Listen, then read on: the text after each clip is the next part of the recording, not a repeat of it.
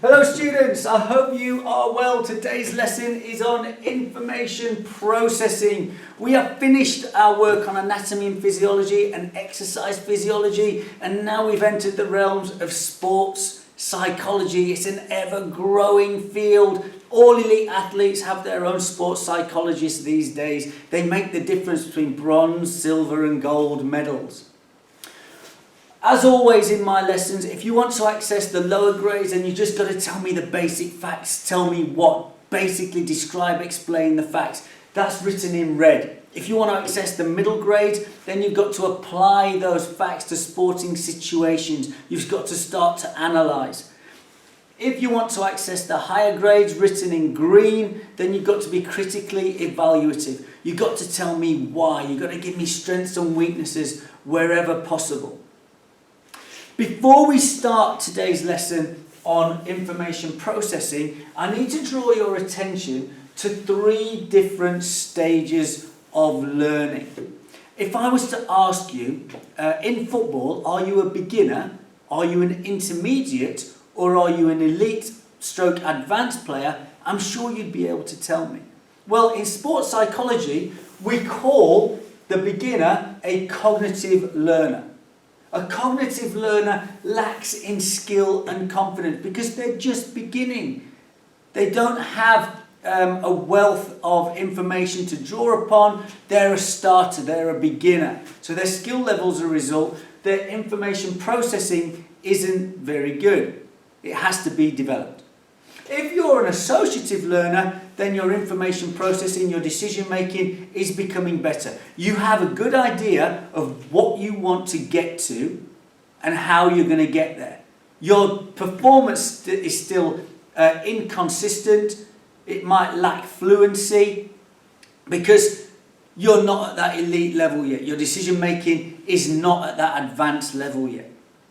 If you're an autonomous learner, then you're an elite performer. Your decision making is fluent, effective, efficient. Your skill level is consistent, precise, accurate. So instead of beginner, intermediate, advanced, on these stages of learning, we call them cognitive, associative, and autonomous. The reason why I need to draw your attention to it is because examiners, when they talk about information processing, they like to link the 2 fields. And I'll do that as we go through this lesson, and it'll become obvious to you. All right. Information processing. Let's start with input. So input, first of all, we need to decide what sense we're going to use. Often when playing sport, the predominant sense is our sight and sound. We see and we hear, but it's mostly sight. So we'll choose sight more often than not. The other thing about input is all of the information that you're gathering, we need to kind of filter it, decide what's relevant, what's irrelevant, and then we have to act on the relevant cues. So when we are very good at filtering that information, then that's something that an autonomous learner would be able to do. Whereas a cognitive learner won't have fantastic selective attention yet. I've written that in green. Cognitive learners struggle with their selective attention. They're not brilliant at filtering out the information because they don't have the experience. So here's an example. I'm playing football and my teammate is 30 metres away and he hits a lofted pass to me. So first of all, I've got to decide that sight is going to be my predominant sense. And then the information I need to filter out. Some of the information would be the trajectory of the ball, the angle of the ball, the speed of the ball, where the opponents are. So that's information, where my teammates are, where I want to control the ball to. Lots of information there that will bamboozle a cognitive learner to start with, but an autonomous learner doesn't really have to think about it too much. He'll act automatically. If the trajectory is high the speed is slow, he'll have to move into position. If the ball is coming really fast, it might be that he decides he's going to control it on his thigh, because from experience it's more effective than controlling it on your chest or with your foot when it's coming at a quick speed. So he'll get into the position so he can control it on his thigh. He'll make the decision about how to control it, about his body shape when he controls it as well. Alright, so we've got the input. From that input, I will make a decision. And I've just said my footballer will know where to move, how quickly to move there, what part of the body to control it on, and where he wants to go once he's controlled it. That decision making comes from his short-term memory. But the lovely thing is, an autonomous learner will be able to draw upon his long-term memory. He's got lots of examples, a massive vocabulary of when he's done it right, and he'll draw upon that automatically. A cognitive learner can't do that. They have to build that vocabulary. Alright, the output is how well he achieved the skill based on the decisions that he made. So did he control the ball? Did he even get to the right position in the first place to control that ball? Remember that output for beginners is often full of mistakes, whereas for an autonomous learner, that skill output is fluent, accurate, consistent. All of these three stages, the input, the decision making and the output, is linked by the feedback. And this is a crucial area, because if your feedback is good, then it informs the next set of input. So this cyclical series of events, if feedback is good, leads to better and better performance and better results. You will move from being a cognitive learner to an associative learner to an autonomous learner if the feedback is good. So, feedback. There are 4 different types of feedback. And for any of those 4 different types of feedback to be effective, that feedback has to be concise, it has to be accurate, it has to be immediate, and it has to be truthful.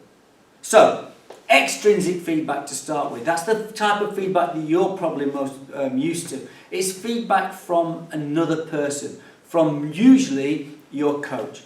Your coach will tell you that you didn't move quickly enough into the position to get that lofted pass. Your coach will tell you that your body position wasn't quite good. Your coach will tell you that even if those things were good, you weren't thinking about where you wanted to control the ball to. It might be a first time pass. So your coach will give you that extrinsic feedback. Intrinsic feedback is feedback from yourself, how you feel it went. You will know, you'll get that kinesthetic feel for did you do it well, did you not do it well, and what do I need to improve on? Do I need to move quicker? Do I need to pick up the trajectory quicker? Do I need to have my arms in different positions for balance, for example? We've got something called knowledge of performance and knowledge of results. Well, knowledge of performance is, it breaks that whole performance down into parts. It breaks them down into details. So you might get the movement really good, but you might just miscontrol it. So performance isn't necessarily a good result. It's broken into parts. Whereas knowledge of results is it's regardless of performance. It's all about, was the result the desired one that you wanted to start with? Alright, we'll come on to that in a second. So, as I've said, this is a cyclical series.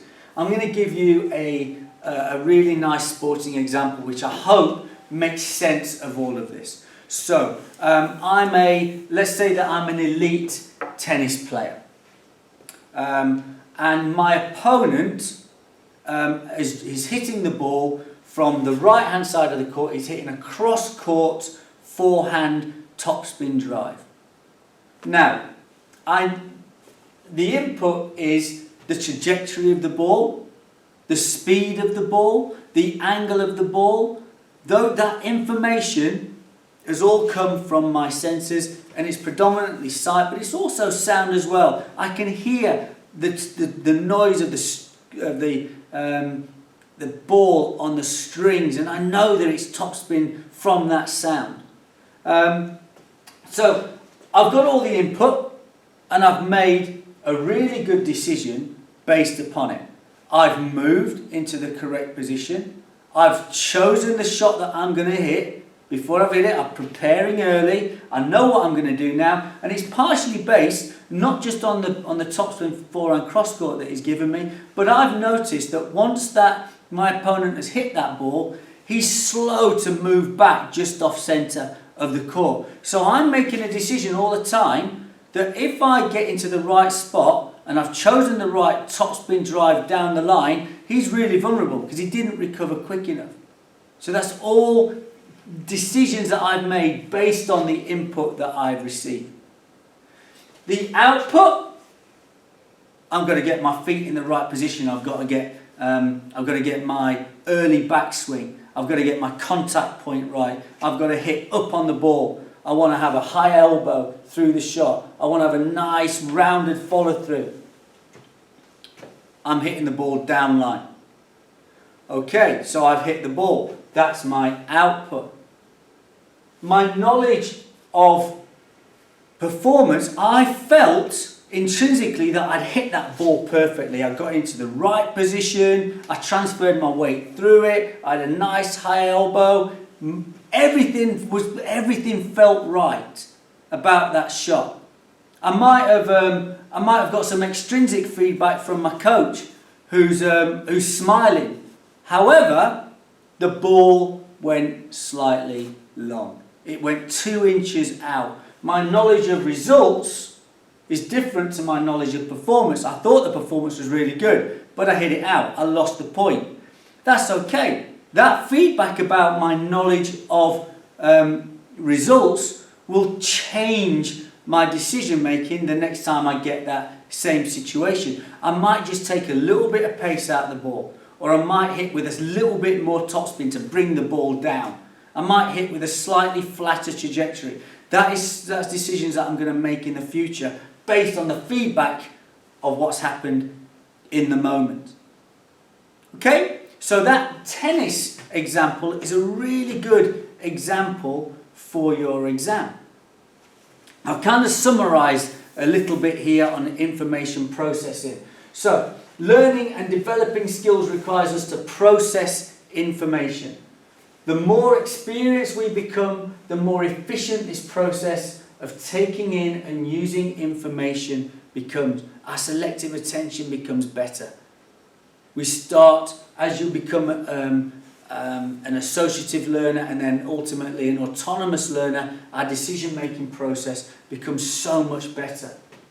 Then we are able to remember similar situations from our long-term memories, helping us to make correct decisions in terms of our next move or action. So who has a long-term memory? A cognitive learner or an autonomous learner? It's an autonomous learner. They can draw upon those past experiences of success or of performance. This information processing is supported and extended by feedback. Remember, it's feedback and effective feedback. As long as it's truthful, concise, accurate and immediate, that will make the next set of input easier for you to handle. You'll start to make correct decisions. Your output will be better. You'll get feedback again and this cycle repeats itself. Okay, I hope you understand that. Use that tennis example. It's a really good example. What I'd like my GCSE students to do now, please, you'll find this slide on Show My Homework. So please copy it into your blue books. The photo attachment is there for your mobile phones to add to your phone photograph library, so you can look at that whenever you want to. Once you've written it all up, test yourself, get your parents to test you, watch the video again a couple of times, and it'll all help you. That repetition will all help you to be able to get higher grades in your exams. Okay, thank you very much.